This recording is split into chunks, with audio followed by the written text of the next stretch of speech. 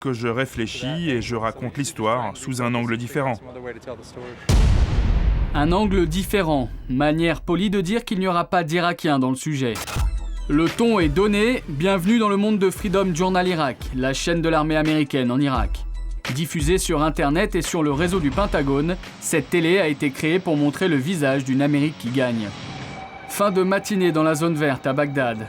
Un obus de mortier vient d'être tiré il y a quelques heures. L'homme à la caméra est journaliste et soldat de l'armée américaine. Tu peux me la refaire? Qu'est-ce qui s'est passé ici? Comment tout ça est arrivé? Quand la roquette a atterri, ça a tapé cette maison. Les éclats d'obus ont déclenché un incendie qui a détruit un camion et ça a provoqué une autre explosion. Lui, c'est le chauffeur du camion en question. Il est venu constater les dégâts. Viens filmer par ici. Mon camion coûtait 80 000 $. Aujourd'hui, il ne vaut plus rien.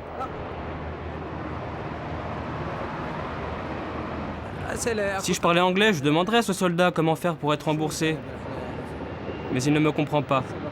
Comment ça se fait que vous ne lui parlez pas? Parce que je n'ai pas de traducteur, voilà pourquoi. Donc ce que je fais, c'est que je réfléchis et je raconte l'histoire sous un angle différent. Un angle différent, manière polie de dire qu'il n'y aura pas d'Irakiens dans le sujet. Le ton est donné, bienvenue dans le monde de Freedom Journal Irak, la chaîne de l'armée américaine en Irak. Diffusée sur Internet et sur le réseau du Pentagone, cette télé a été créée pour montrer le visage d'une Amérique qui gagne.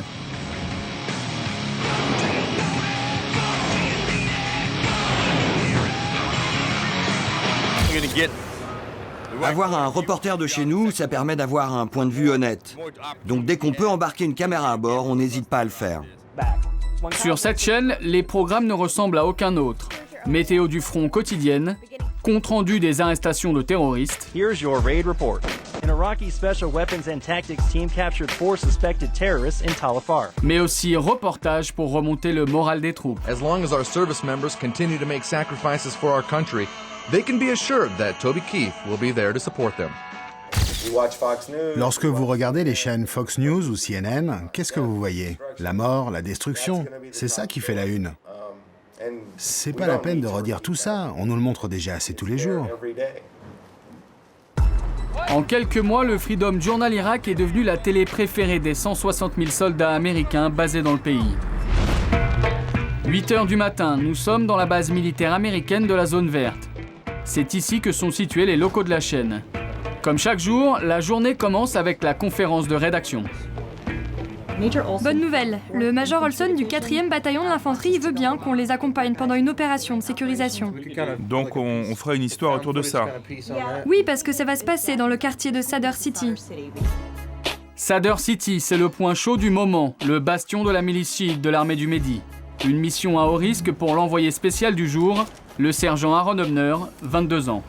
Comme avant chaque sortie, il prend ses 2 outils de travail, une caméra et son gilet pare-balles. Allez, on y va. Et pour se rendre sur les lieux du reportage, pas d'autre choix que le convoi militaire en Hummer blindé. Un trajet sous haute tension.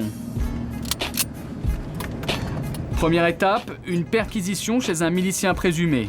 Au programme, fouille de la maison et interrogatoire. Qui vit avec toi ici? Tu es seul? Tu as des enfants? Oui, il y a 2 familles qui vivent ici. Et cette maison, elle appartient à ton père? Oui, c'était à mon père, oui. Au total, les soldats occuperont la maison pendant 1 heure. Le journaliste ne rate pas une image du travail des soldats, mais pas un plan sur la famille assise dans la pièce d'à côté.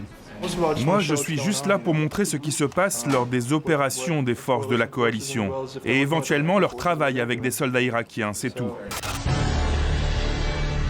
L'édition du soir consacrera seulement quelques images à la perquisition que nous avons suivie. The recent ceasefire between Muqtada al-Sadr's Mahdi army and Iraqi security forces hasn't changed much for these soldiers operating in Baghdad's primarily Shia neighborhood.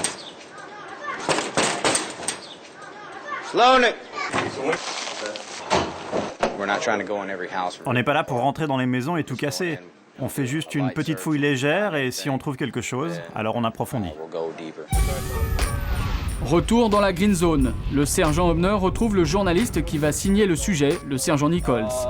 C'est lui qui fera le plateau sur Sadr City pour le journal du soir. Il ne sort que très rarement de cette zone verte, alors fatalement après 6 mois de mission, il en connaît tous les recoins. Nous appelons cet endroit les épées croisées. C'est un endroit très connu de Bagdad. Lorsque la guerre a éclaté, en 2003, il s'est passé beaucoup de choses près de cet endroit, et on l'a beaucoup vu à la télé. C'est un endroit très symbolique de Bagdad. Endroit symbolique ou pas, difficile de tourner des plateaux aux faux airs de CNN lorsqu'on ne maîtrise pas les subtilités de la politique irakienne. Les autorités américaines disent... 3, 2, 1. Les autorités américaines disent que la violence a baissé à Sadr, dans la ville de Sadr, Retour au studio. Comme chaque fin d'après-midi, le présentateur du journal télévisé arrive.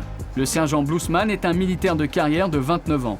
En poste depuis 8 mois à Bagdad, le PPDA des GIs est devenu l'idole des boys en Irak.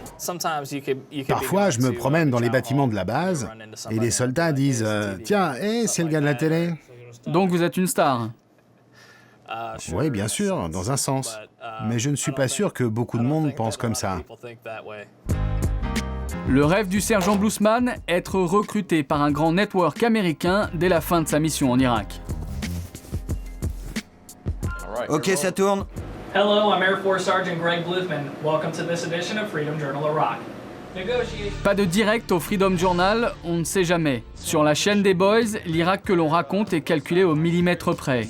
Ce jour-là, pas un mot sur les 4 soldats américains tués la veille dans une embuscade. Coming up, soldiers head out into the community to deliver school supplies to children.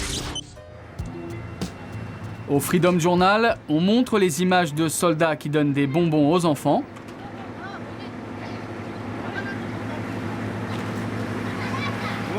Vous voulez des bonbons, les enfants? Et on éteint la caméra dès que cela commence à devenir intéressant.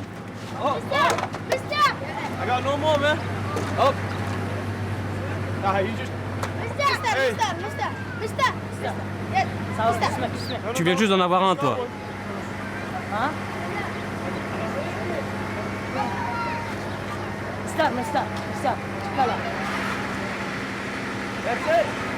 Vous voyez? C'est toujours bien de leur donner des bonbons. Après, ils sont contents. 3 ans après sa création, le Freedom Journal Irak a encore de beaux jours devant lui.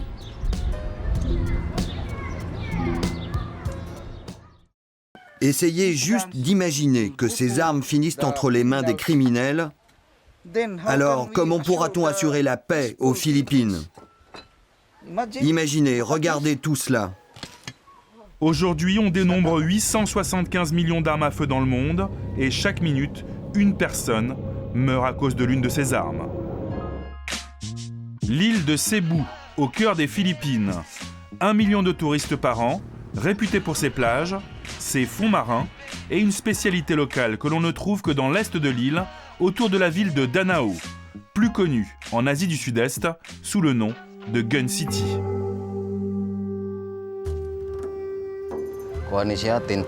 Tu veux un calibre 45? C'est 150 €. Un pistolet d'assaut américain, c'est 250 €. Si tu veux, je peux même copier une arme. C'est vraiment facile et c'est rapide. Il suffit que tu m'envoies un SMS avec le modèle de l'arme à copier. Des pistolets mitrailleurs de bonne qualité vendus 5 à 10 fois moins cher qu'ailleurs. Le mois dernier, les rebelles musulmans m'ont commandé comme ça 20 pistolets mitrailleurs.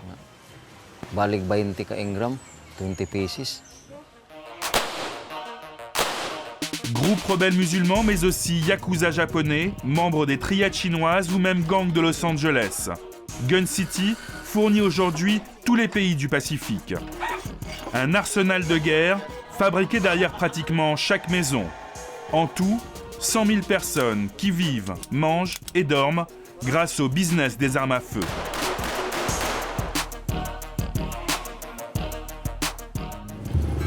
Marché central de Danao, première étape obligée pour remonter la filière des ateliers clandestins dans la ville. À quelques dizaines de mètres des étals de fruits et légumes, le magasin de Jaime le ferrailleur, incontournable quand on veut se lancer dans le business des armes. Toutes les armes faites à Danao sont fabriquées avec des métaux qui viennent d'ici. Cette plaque est utilisée pour faire un calibre 45. Les plus grandes sont généralement utilisées pour faire le corps du pistolet. Il suffit juste de les couper et on soude.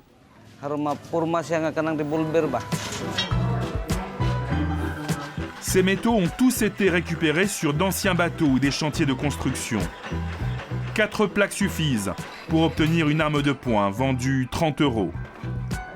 Un travail d'orfèvre reconnu dans le monde entier et une tradition transmise de père en fils depuis la Seconde Guerre mondiale. Ironie de l'histoire, à l'époque, c'est l'armée américaine qui a appris à la population locale comment fabriquer des armes pour ravitailler ses troupes pendant la longue bataille du Pacifique contre les Japonais. J'ai des clients qui viennent de partout, de Mindanao, de Manille, et parfois même, il y a des étrangers qui viennent me voir. Et ça, c'est bon pour le business. Souvent, les étrangers sont japonais et parfois même américains.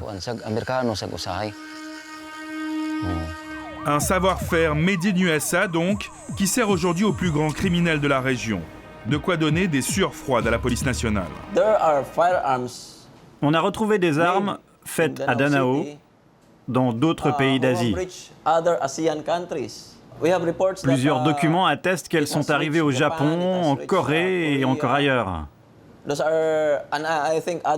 Nous avons reçu la visite de la police de ces pays qui voulait voir comment étaient fabriquées les armes ici, à Danao. Et ça, c'est une vraie préoccupation pour nous. C'est pour ça que le maire, Ramon Durano, doit absolument arrêter tout ça. Ramon Durano, le maire de Danao, fait partie de la famille qui contrôle tout dans la ville depuis les années 60. Proche de l'ancien dictateur Marcos, les Durano bénéficient d'une impunité totale aux Philippines. Depuis 1995, la puissante famille a même créé une coopérative légale où l'on fabrique des armes légères autorisées par le gouvernement et vendues pour une partie d'entre elles à la police. Ici, on fabrique des revolvers calibre 38, des calibres 45, des 9 mm et même des semi-automatiques. Mais nous ne sommes pas autorisés à faire des armes 100% automatiques. Une coopérative où nous retrouvons Marlon, notre armurier clandestin. Comme tous ses collègues, l'entreprise l'a autorisé à continuer son business à condition de venir travailler ici tous les jours. C'est mon voisin et ensuite mon frère qui m'ont enseigné à fabriquer des armes. Je gagne 120 € par mois. 120 €, c'est 4 fois plus qu'un salaire moyen aux Philippines. L'ambition affichée des Durano et du maire de la ville, créer une industrie de l'armement capable de concurrencer les voisins sud-coréens et chinois, leaders du marché asiatique. Un projet qui bute sur un obstacle de taille. Les fabricants d'armes ne veulent pas descendre des montagnes et abandonner leur production illégale pour rejoindre la coopérative. On est en train d'essayer de réorganiser World pour les sortir de l'illégalité. Il faudrait ouvrir des antennes de la coopérative dans les montagnes, car beaucoup de gens dépendent de cette industrie. Ces armuriers rebelles qui refusent d'obéir aux ordres de la famille Durano sont installés au cœur de ces montagnes, où ni la police ni l'armée ne s'aventurent. C'est ici que sont fabriquées les armes automatiques, les plus chères et les plus prisées sur le marché. Paquito est dealer d'armes, un intermédiaire qui achète pour le compte de gros clients étrangers. Ça, c'est un KG9, un pistolet d'assaut automatique de calibre 9 mm. Il est presque entièrement fabriqué à la main, fait à la main. 300 € la pièce, on change de catégorie. À ce prix-là, la marchandise est livrable à domicile n'importe où aux Philippines. Un travail confié à des passeurs payés 7 € par voyage. Pour aller livrer, je mets toutes les armes dans un sac à dos. Ça fait vraiment peur. Je prends les bus publics pour faire les longues distances et puis je marche. Vous savez, ma vie ne vaut pas grand-chose. Mais je transporte des armes comme des fusils mitrailleurs qui valent beaucoup plus cher que ma peau. Et il faut que je les protège. Un passeur qui risque 10 ans de prison, pas de quoi émouvoir Paquito qui tente même de justifier son business. Ça, c'est un autre de nos produits. C'est un pistolet mitrailleur.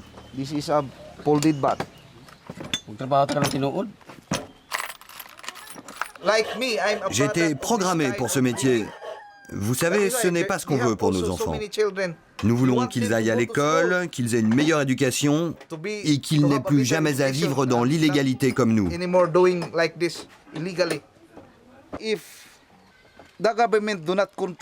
Si le gouvernement ne leur donne pas un boulot décent, alors le taux de criminalité va continuer à augmenter. Essayez juste d'imaginer que ces armes finissent entre les mains des criminels. Alors, comment pourra-t-on assurer la paix aux Philippines? Imaginez, regardez tout cela. Aujourd'hui, on dénombre 875 millions d'armes à feu dans le monde et chaque minute, une personne meurt à cause de l'une de ces armes.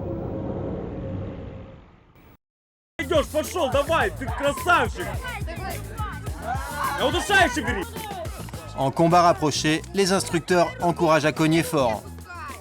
Elle va prendre quelques coups dans la gueule, elle arrêtera de rire. Là, c'est rien, la vie te frappera plus fort. Regarde-moi, regarde ici, ça va aller, ça va aller. Allez, va, il reste un round, tu vas y arriver. À 35 km de Kiev, la capitale de l'Ukraine, une étrange colonie de vacances où des enfants, des ados de 7 à 18 ans apprennent à faire la guerre. Cours mieux, plus vite! Avec des kalachnikovs en bois. Ils se déploient en forêt ou prennent d'assaut un bâtiment. Ne regarde pas vers le sol, regarde à midi. J'attends le signal. Fais plus vite, ton arme dépasse! Rien à signaler. RS. Leur moniteur, Medved, leur donne toutes ces astuces de soldats pour éviter les pièges. Ramène tes coudes. Est-ce que tu m'as déjà vu les coudes écartés? Serre-les. Comme ça, tu seras moins volumineux. Encore une fois, tu rentres avec ton arme pointée vers le bas. Va-t'en. Quand ils sont confrontés de près à ce que traversent quotidiennement leurs pères sur le front, cela leur permet d'être en contact avec ce que vivent leurs parents. Cela les touche, et pour eux, c'est très important.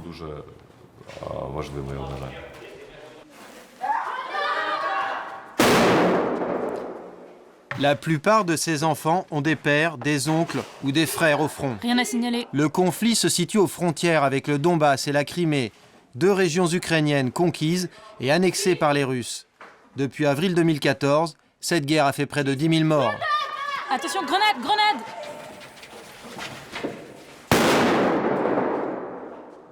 Les instructeurs savent motiver leurs troupes. Comme Medved, ils ont tous participé au combat dans le Donbass. C'est toujours flippant. À chaque fois que j'entrais dans un bâtiment, j'avais peur. Je ne savais pas si j'allais en sortir vivant. Cette colonie de vacances martiale est celle du régiment Azov, une unité paramilitaire ultranationaliste qui lutte contre les milices pro-russes dans l'est du pays. Ces 2000 volontaires font partie de la garde nationale ukrainienne. Le mouvement Azov, et surtout ses fondateurs, pensent à l'extrême droite. Certains, comme Alexandre Bilietsky, ont des sympathies néo-nazis. Alors, à quoi sert ce camp? Initier les enfants à la défense du pays ou les embrigader idéologiquement? Troisième section, contact à 9h. Plus vite! Pourquoi vous êtes silent? Je vais supprimer les éléments négatifs. Je reprends ta position et j'ouvre le feu. C'est clair?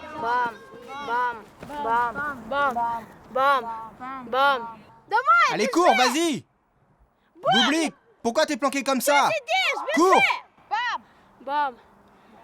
Ce matin, c'est Renat, 12 ans, qui fait le chef. Et il a bien appris ses leçons. Regardez, à 3h! C'est important de s'entraîner militairement. Une nouvelle guerre peut éclater n'importe quand, et on aura peut-être besoin de nous. On sera peut-être amené à y participer. Il faut être discipliné pour se défendre, et tout ça, ça s'apprend. Tu n'es pas un petit peu jeune pour faire la guerre? Oui, effectivement. Mais de quelle guerre est-ce que vous parlez, vous les journalistes? Ne déformez pas ce qu'a dit le gamin. Allez, on y va. Les instructeurs sont rodés à l'évitement et avares de réponses sur leurs objectifs. Selon Medved et Boris, son collègue, lui aussi un ex-combattant, le camp serait juste une jolie colonie de vacances, rien à voir avec une caserne. Vous n'écoutez pas ce que je vous raconte. Allez, on y va. Il ne s'agit pas d'un entraînement militaire, mais plus de leur inculquer une discipline. Pourquoi à cet âge-là? Parce que si on commence avec des enfants plus âgés, ils vont comprendre, mais ça va rentrer par une oreille et sortir par une autre. Et pour que ça rentre mieux, Boris n'hésite pas à leur tirer dessus à coups de billes en plastique. Mais j'ai déjà été blessé, moi. Tu es blessé, alors tu tombes. Les parents envoient ici leurs enfants pour des sessions de 10 jours pour qu'ils ne passent pas l'été devant la télé ou l'ordinateur. Et parce qu'ils regrettent ce type d'enseignement qui existait du temps de l'URSS. Apprendre à obéir et faire du sport. Jusqu'à épuisement.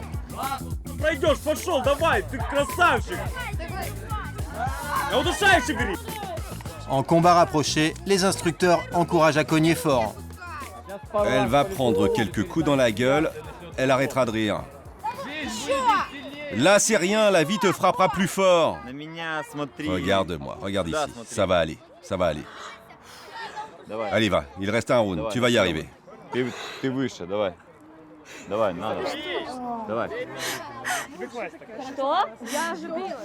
suis battue avec ma copine. Où sont tes coups? Plus fort! Engage ton torse! On ne m'avait pas dit que c'était militaire et patriotique. Si j'avais su, je serais pas venue. Vika a 14 ans et elle regrette sa maison. Les enfants sont 4 partantes et ne doivent jamais quitter leur arme de bois pour s'habituer. Moi, je dors comme ça. Je m'allonge comme cela. Il y a une fille qui dort carrément sur son arme. C'est juste que la nuit, il fait très froid. Après, quand je vais rentrer chez moi, je vais m'allonger avec mon oreiller dans mon lit, avec une couette. Et je vais faire ce que je veux, et personne ne dira rien. Encore, si on pouvait avoir le téléphone. Oui, parce que avec mon fusil, là, je ne peux pas brancher la musique. Je ne peux pas appeler avec. Et on ne peut pas aller sur Internet. On peut rien faire avec. Juste se promener. C'est un objet inanimé. Le créateur de cette colonie militariste est originaire du Donbass, une région aujourd'hui occupée par les Russes. Andrei a 21 ans. Il a rejoint le régiment Azov en 2014. Il a été blessé au front et ne fait pas mystère de son engagement nationaliste.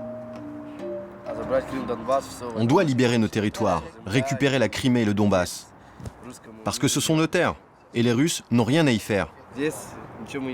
Ces sujets ne sont pas abordés ici. On n'a pas le droit d'imposer aux enfants nos idées politiques. Quoique, le soir, les enfants sont épuisés. C'est le moment idéal pour Igor, un autre ancien du régiment Azov, de leur servir un petit refrain nationaliste, contre l'ennemi russe, mais aussi contre le gouvernement ukrainien, qu'il ne juge pas assez combatif. On est gouverné par des bandits. L'Ukraine est gouvernée par des gens qui ne s'intéressent pas à elle et qui ne pensent qu'à gagner des sous. D'ailleurs, le président Porochenko possède des usines d'armement. Et dans le temps, qu'est-ce qu'on avait comme terre? L'Ukraine s'étendait de la mer Noire jusqu'à la mer Baltique. Et pourquoi on a des soucis dans le Donbass? Parce qu'il y a eu aussi beaucoup de Russes qui ont été envoyés là-bas pour coloniser. Le peuple se fait avoir. Mais comment peut-on faire pour que les gens réfléchissent par eux-mêmes? C'est pour cela que vous êtes ici, pour apprendre à réfléchir par vous-même, et que vous appreniez cela aux autres. Et voilà comment propager ces idées auprès des Ukrainiens qui ne se sentiraient pas concernés par une guerre qui se déroule à 800 km de Kiev, la capitale.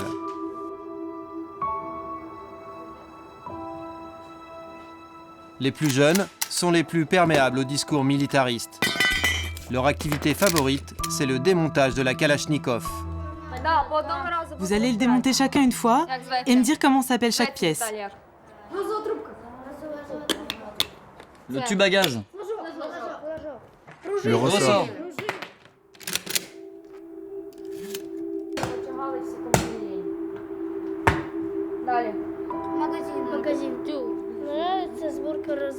Ça me plaît beaucoup. J'aime bien monter et démonter. C'est pour que je sache comment le faire. Si jamais je suis confronté à une guerre et que l'on me confie une arme. Le viseur, tu le lèves comme ça et ça change la distance. Est-ce que vous pensez que c'est une bonne arme? Oui, ça dépend des situations. C'est pas que c'est une bonne arme, mais elle est solide. Ça dépend si c'est du combat rapproché ou pas. Ouais, genre tu sais tirer, toi. Oui, moi je sais tirer avec ma maquette en bois. Charlie, j'allume même pas le chrono pour toi. Charlie n'a que 7 ans, mais il en est à sa 4e semaine. Il aimerait bien suivre l'exemple de ses grands frères, engagés au front dans le régiment Azov. Je ne sais pas ce que je pourrais faire d'autre comme métier. Surtout que j'ai déjà commencé ma formation. Devenir soldat, c'est la profession la plus utile que je puisse trouver. Et puis j'ai ma Kalachnikov à la maison. Je suis tout juste en train d'apprendre à démonter là, parce que j'ai un peu de mal avec ça. Tout est conçu ici pour fabriquer de bons petits soldats, fidèles à leur patrie, à leur nation, mais peut-être pas à leur gouvernement. Alors, au service de qui? De quoi? La question se pose surtout si l'on regarde d'un peu plus près leur logo, omniprésent.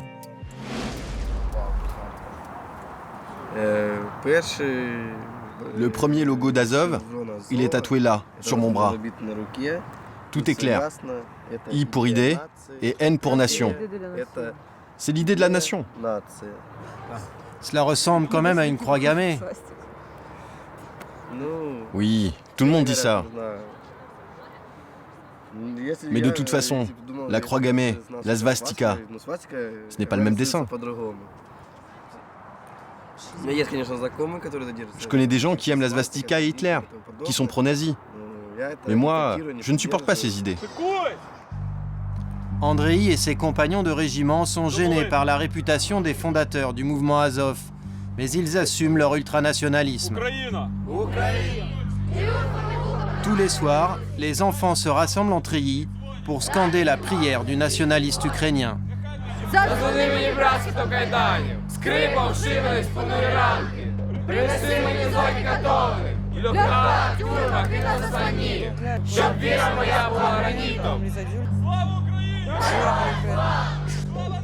300 enfants sont passés par ce camp cet été, le double de l'an passé. Un deuxième est en projet.